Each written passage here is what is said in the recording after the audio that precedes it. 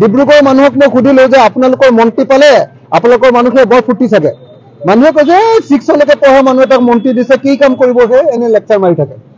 মই নাজানো দেই মইতো হেৰিয়াত বেলেগকে পাইছো কি কয় এইটো আপোনাৰ ইলেকশ্যনৰ যিখন কাগজ তাততো তেওঁ বেছি পঢ়া বুলি দেখুৱাইছে এতিয়া প্ৰশান্ত ফুকন সদায় মিছলীয়া মিছা কথা কৈ এনে ভচহু কথা কৈ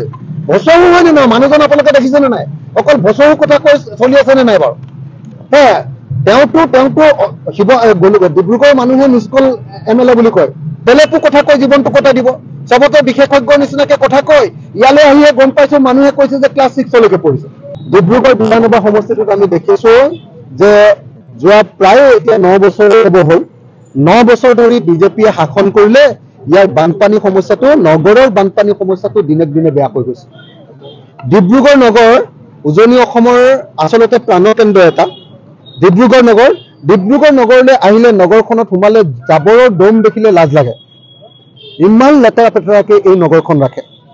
বিজেপিয়ে ডিব্ৰুগড় নগৰখনৰ উন্নয়ন কৰাত সম্পূৰ্ণৰূপে ব্যৰ্থ হৈছে ৰাস্তা পদূলিবিলাক ইমান ঠেকঠুক ডিব্ৰুগড় নগৰৰ অৱস্থা সঁচাকৈ বেয়া প্ৰশান্ত ফুকনে নাটক কৰি থাকে কিন্তু কামত একো নাই মই কালি যেতিয়া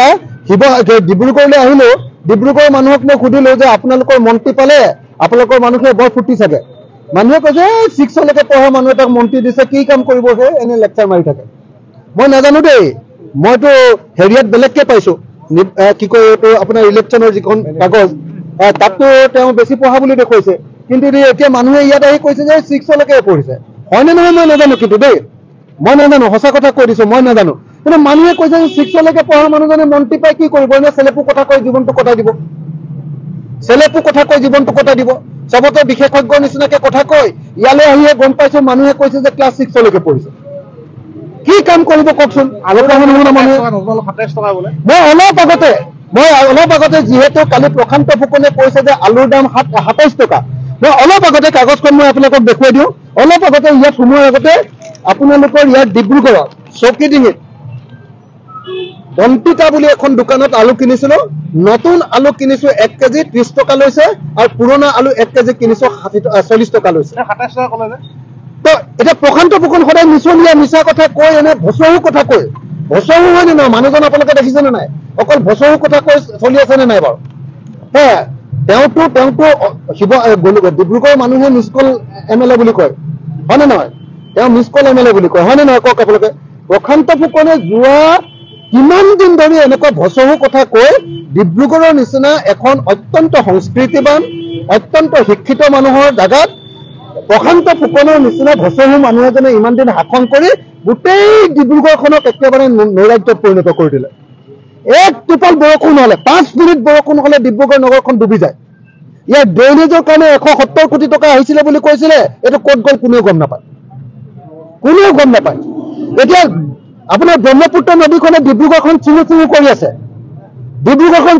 কৰি আছে কিবা ব্যৱস্থা ল'ব পাৰিছেনে কোনো পাৰ্মানেণ্ট কোনো ব্যৱস্থা ল'ব পৰা নাই আজি পিঁয়াজৰ দাম আপোনালোকে দেখিছে যে 60 টকা পিঁয়াজ 1 কেজি কিনিছো 60 টকা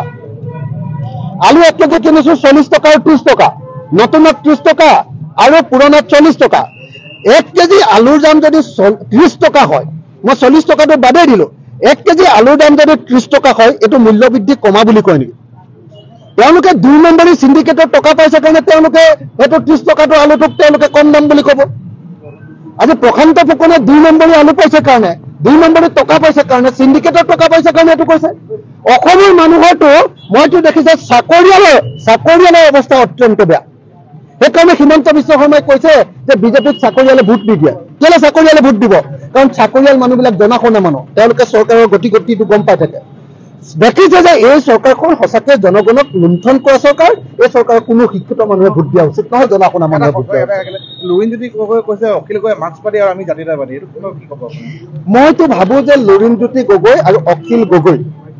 এওঁলোক একেলগ হোৱা দৰকাৰ মই য'তেই গাঁৱলৈ যাওঁ তাতে মোক কয় ঐ অখিল তই লুৰিণৰ লগত একলগ নহও কিয়